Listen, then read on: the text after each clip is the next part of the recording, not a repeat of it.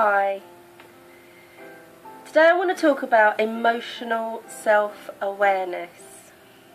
Most of my videos basically go down that route anyway, but this is a little different. If you want to listen right to the end, it will go into I want to talk about people when they get into moods, and how these thought processes can be a way of escaping from feeling certain emotions and reacting to them or discussing them in some way. So it'd be interesting if you could just hear me out right from the beginning to the end. And with the prominence of the New Age spiritual movement, there are millions of people around the world taking responsibility for the state of their collective existence and going deeper within themselves in search of truth and wisdom. It's truly incredible to see such a large number of individuals rejecting antiquated, individualistic social institutions in favour of deriving guidance from multiple wisdom traditions in recognition of the interdependence and connectivity of all living things. Unfortunately, problems occur as the movement becomes popularised. And just as we've seen with religion time and time again, an ideology that teaches love and peace becomes less about meaning and more about conforming to a trend. This is the slippery slope of the ego trap, and I think we all could check ourselves from time to time. It's too easy to become self-righteous, especially those who carry such labels as expert. Expert opinions can leave out a huge amount of personal, close-up information, since it can be tainted by bias when searching for a particular answer. Every unanswered question can be answered with this feel of biased, where no answer that could be deemed absolute truth could ever come from any human mind, mainly due to its dualistic state of thinking. Our brains are always weighing up things based upon individual, personal experiences. But whilst we take on that experience as fact, when mixed with other facts of other people's experiences, these facts can become really blurred. So nothing that comes from a human mindset, no matter how well read, can ever be untainted by wishes and a will for one certain theory to be correct over another. It would be impossible for one human brain to be aware of everything there is to know about everything at one time. If we tried to process every thought and action made, we would become overloaded not only with what we believe to be facts, but also the weighing up of other people's compared to our own. A large amount of mental health issues today are caused by thinking too much, trying to overprocess thoughts too much, whilst drawing all kinds of confused conclusions.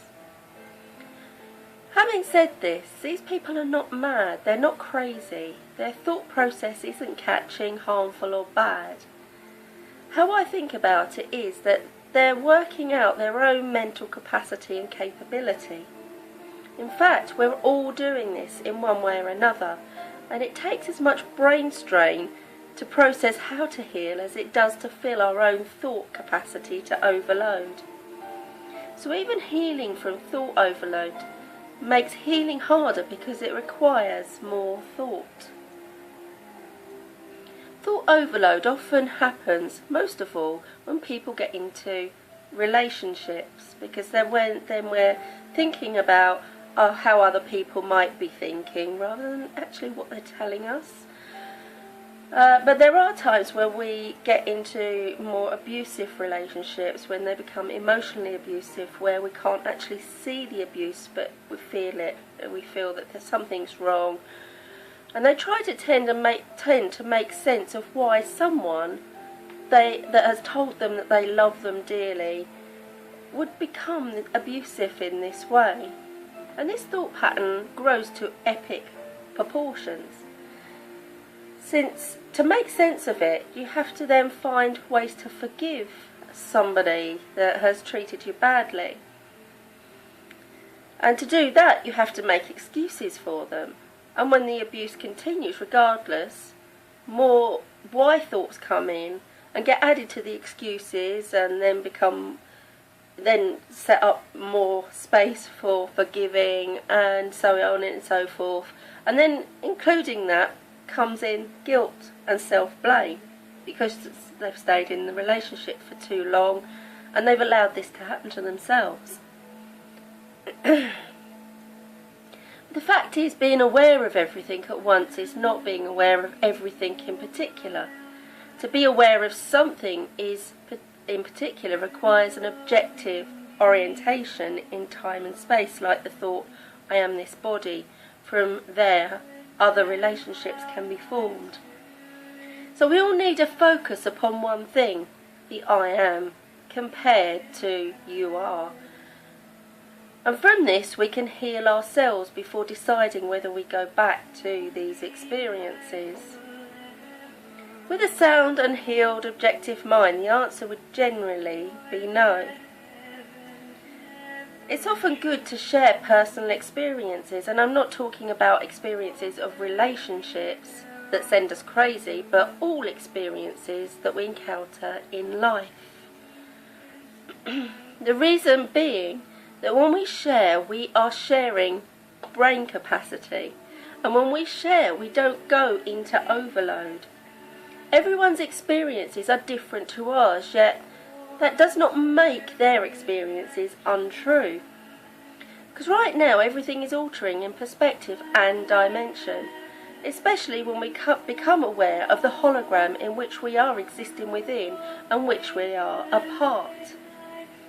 We rely too much upon expert opinion while shoving aside real experiences others have witnessed.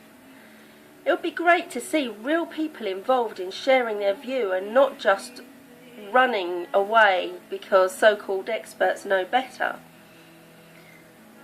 All experts in any field have been repeatedly influenced and trained through processes and a symptomatic system that will not allow them to think outside that particular box or accept any other information that is not deemed expert.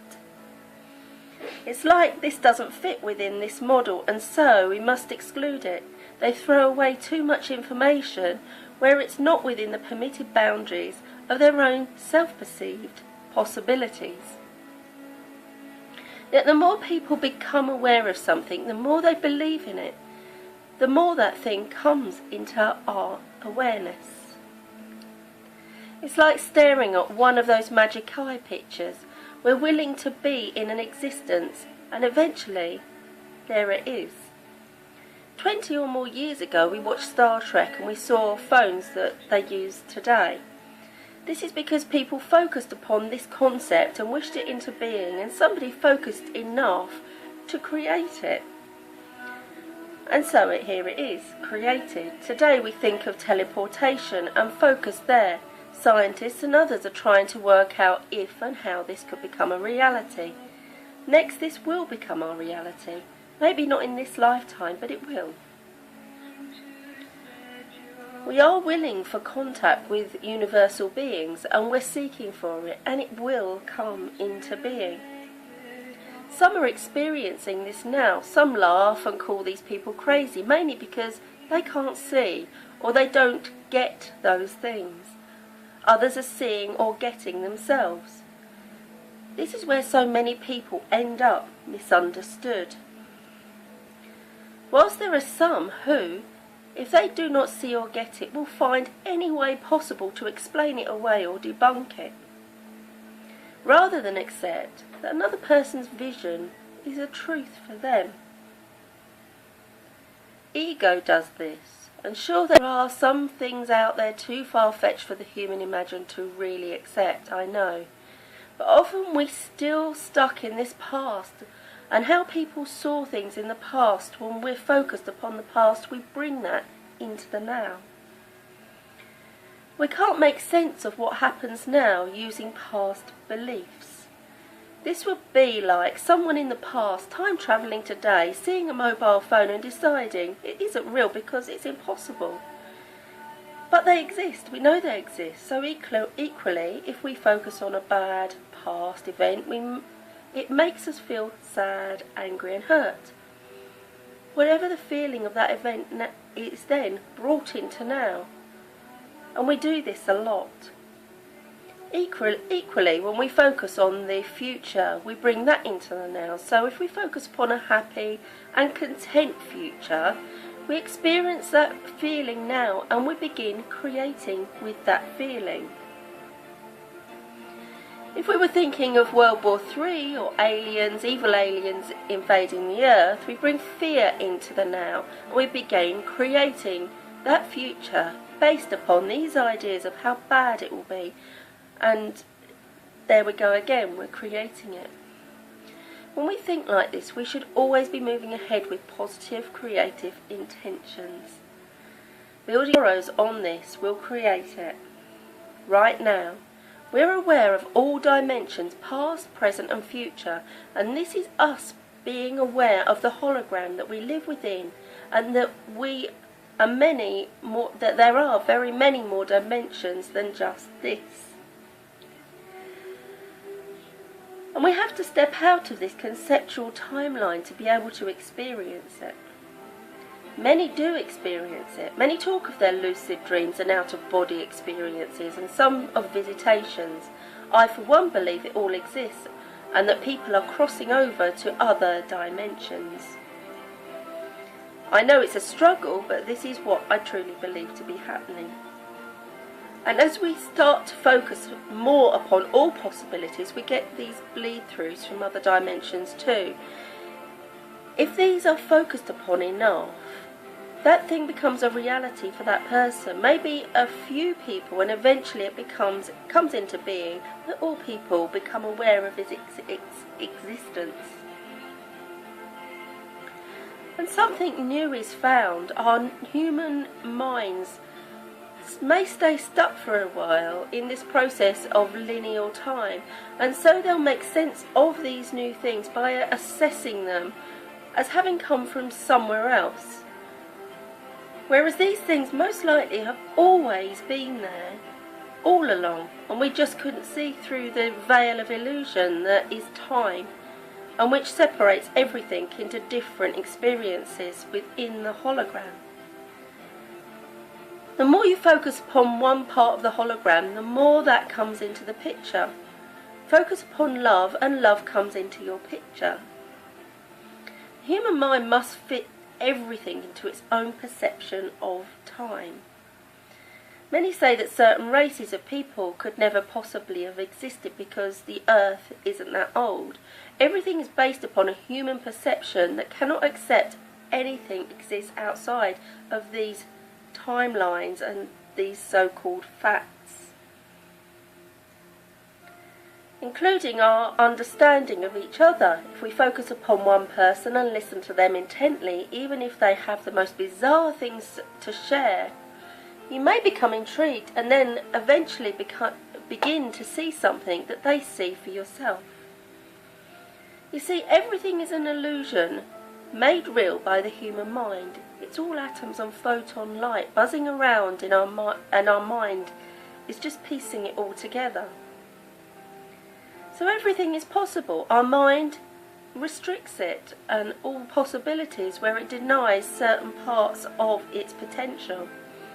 So let's move on to talking about the physical world bleeding through the hologram, which is really enough for the human mind to comprehend in itself, and move on to the spiritual aspects of consciousness, because in effect spirituality is as much about our thoughts and ego. It is about the way we pray, as it is about how we believe the world began, as it is about our belief in religion, and as it is as much about the pain of being wrong, as it is about the pain of one man being hung on a cross for our sins, which is very appropriate for this Easter weekend. Because in that timeline, there was that one man who offered a whole new perspective of thinking using God, the Father, love, as a concept to teach. He died for those things. This concept and perspective at the time was labelled a crime. And it's no different as we label those who don't understand crazy, on a lesser level of course. Many times over throughout history, different perspectives and concepts have been labelled heretic, and therefore a crime of which people have died for. Joan of Arc, for example, Martin Luther King. Even today's scientists that talk about alien technology and who become outspoken in certain areas die for their passion for truth. And so today, thousands of years on, we're still held down in fear. Fear to speak up, fear to be made to look ridiculous, fear to be wrong. We don't believe that we are, but we are. Whenever we know our concept to be right, we're being told by others that our perception or concept is wrong, and we start doubting ourselves, and we may get called, again, stupid, idiotic, crazy, weird. These words may cause emotional pain, but this emotional pain is not real pain. These kinds of pains also come from ego, the pains of feeling stupid, less, put down. And certain people who control use that ego that exists in you to stop you from sharing your passion. Take a look at Tesla.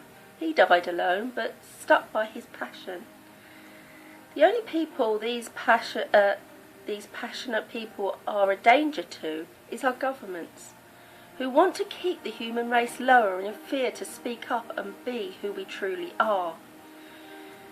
But passionate people speak up regardless. These passionate people have a gift given to them to ensure that truth evolves us further, and they step up and speak up regardless of all ridicule. Given the history of, Given the history, taking Tesla as an example and Jesus throughout history, we see a pattern of how those that have spoken loudest have died. So why do we still label those who have the will to stand up and speak crazy, odd, or weird? Isn't it time we ourselves evolved from this and actually listened to what others have to share without joining in with the hate crew?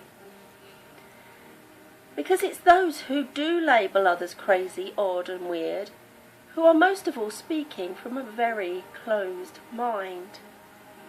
Wouldn't it be they who should be frowned upon? This is what should be perceived to be more odd, crazy, given our history, surely. We know that perhaps when a few follow the hate crowd, the crowd gets bigger and eventually it creates a tyrant, with thousands following and falling into that trap. Take Hitler, for example. It seems people have died following a passion for peace, opens hearts and love. But many thousands have died for following the belief of hatred, killing and war, being the power to follow, where fear becomes more powerful than love. Many are choosing the middle road. They speak of being balanced with their the darker side. And that's fine if we are happy for things to stay the way they are, if we're happy with the status quo. But many thousands are not happy in this system of middle road. There will always be those higher and those lower, those in riches, those in poverty, those in power, those with no freedom. Where those with no freedom will fight for freedom, and where the extremely poor will fight for more wealth, and where the rich will defend their wealth and punish those who dare to speak up or want change. And this is where we are. And so it's our passion for love and our passion for shining through the darkness that must be our priority if we want a changed world. It has to include acceptance of our passion to love. We have to stop seeing love as a pain, but of our healing. Our own personal lives play an important role in this change too. Our personal relationships are relative to how we react to life. They teach us a lot about the love that we contain and give to others and use on the grander scale, and it is because we are so confused and angry when relationships fail that we can lose our power when we lose our belief in love. Especially when it hurts, yet that pain teaches us too. And we have to go through a lot of these lessons before we get it. How many of you have said, "I'll never love again," and become closed and closed their hearts, so much that they have become a part of the hate brigade too, if only for a while, finding fault in everything that is to do with love, feeling bitter that someone else has a loving relationship, hating the opposite sex that is until they find love again, and become healed again, and become happy again. Over time, and over many times of this happening, we become aware that we don't have to be in a relationship to love. We don't have to be in a relationship to love, and we don't have to be in a relationship to become healed. Love is not exclusive to relationships. For me, I can love all upon the world unconditionally, even those that have become bitter and maybe hate me. I can love them because they're a part of humanity, a part of the whole, a part of me. No matter how or what they think of me or about me personally. Their own closed hearts cannot be harmful from a universal perspective, and from a universal perspective, love can heal us all unconditionally. I know that there are haters out there, those who wish to continue to hate for hate's sake. One of these things that I discovered through various relationships, and not just romantically, is that you can share information about yourself, but as soon as it leaves your mouth, you have no control of how it will be perceived and what impact it will make to that relationship. I've come to the understanding that if I want relationships, whether friendships or otherwise, with certain people, that pain is always going to be an inevitable part of my life, and I have learnt to embrace it as much as I embrace happiness. I understand that people are going to hurt me. This has become an inevitable part of my journey. After all, to a lot of people, I'm a crazy, weird, odd, deep thinker with an open heart. Too open. So open I'm likely to get hurt. But I like being open-hearted, and so I set that ego free. Another healing process has been when I've taken on board those words and labels, this crazy oddness that people see I am and say, yes, that's me. I've accepted me as this, and I don't wish to change me. Then I can ask, who has the right to want me to change?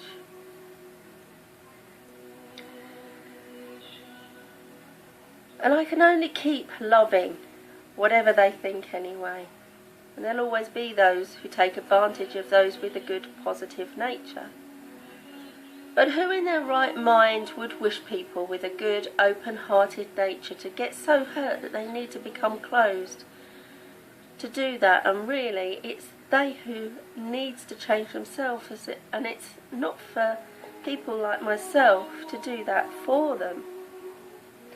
And that's something as well that I've come across. Many expect that. Many expect someone like me to be able to heal them. But emotional healing is a lot of hard work, and it can only be done by the one that needs to be healed.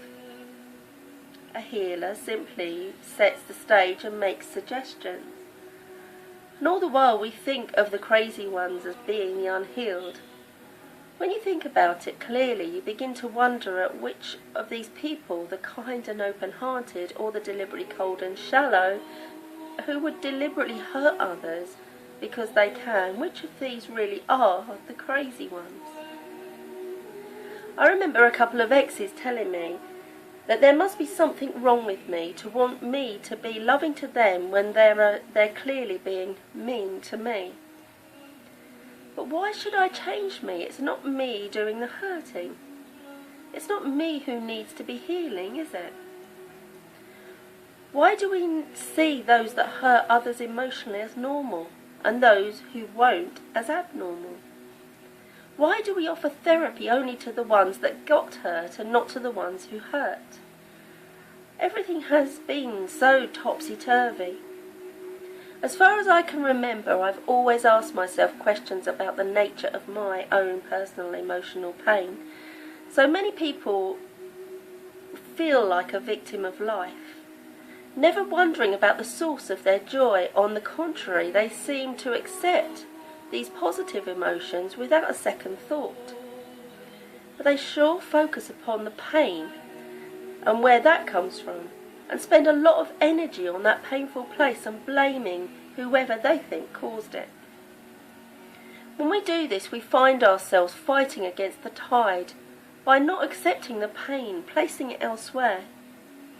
And for centuries we've been doing this when we've used religion to take away our so-called sins. We've given our crimes to someone who didn't deserve it, and so we've become the victim of guilt and shame.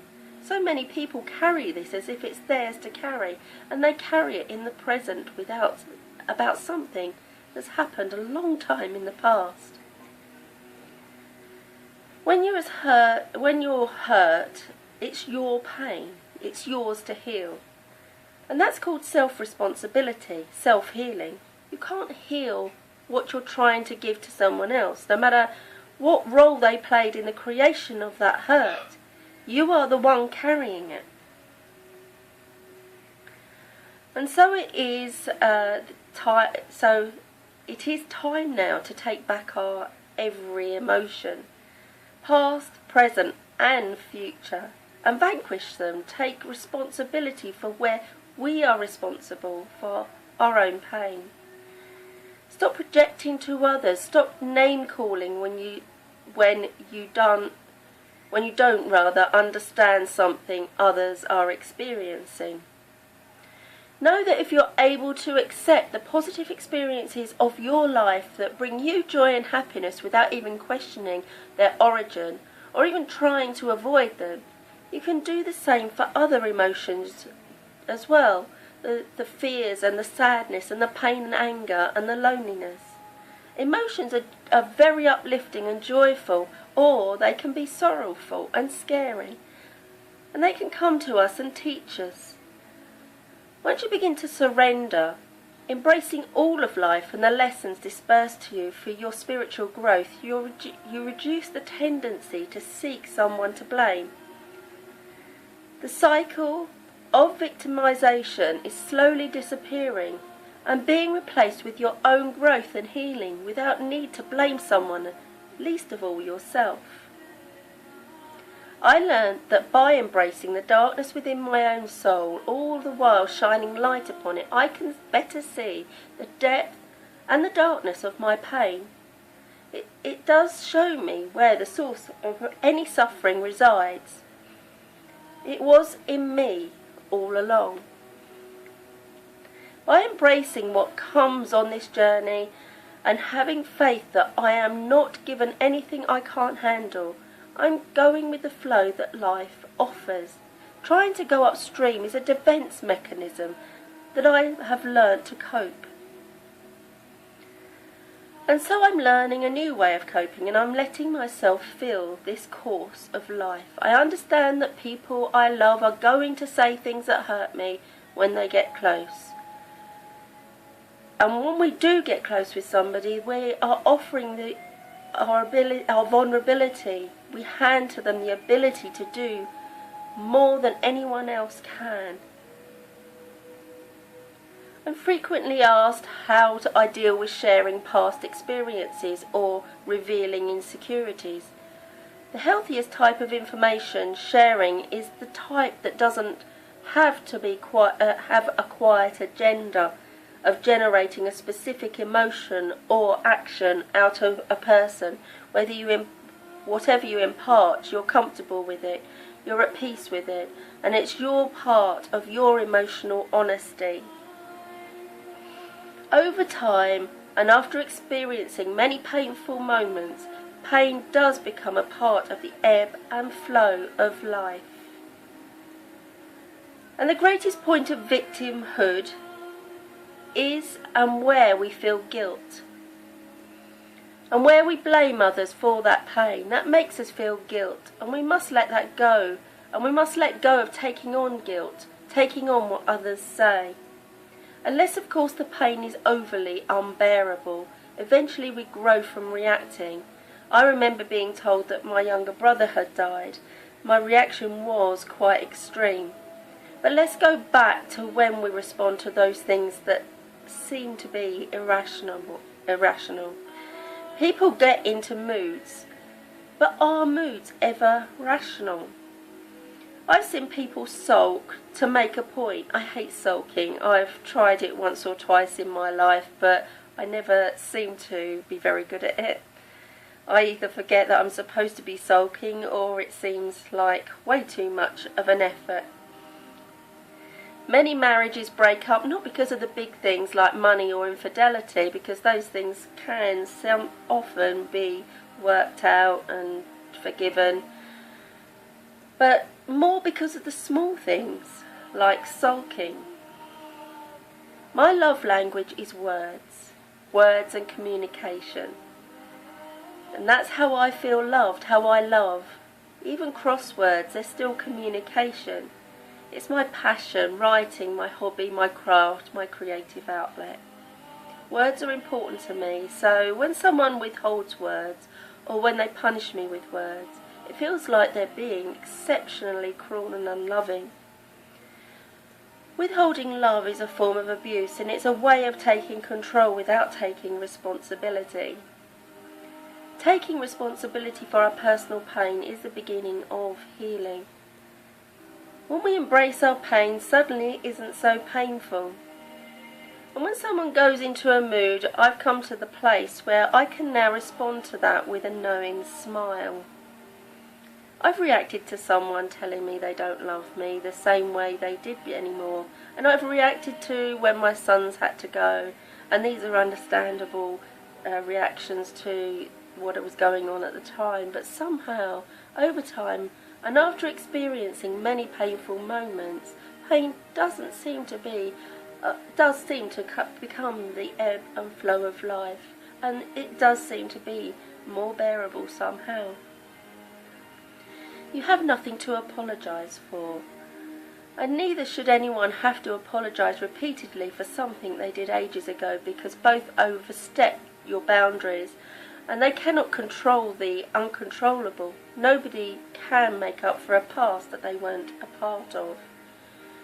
So we need to stop using it as a process to hurt back, and accept that it is a process to heal from, accepting that others have their own crosses to bear. And they are all, in one way or another, working out their own way through this process, all experiencing life differently. The best thing of all is to stop taking it personally. Thank you, as always, for listening to my video today. And always, hugs from me to you. Always see love. Bye for now.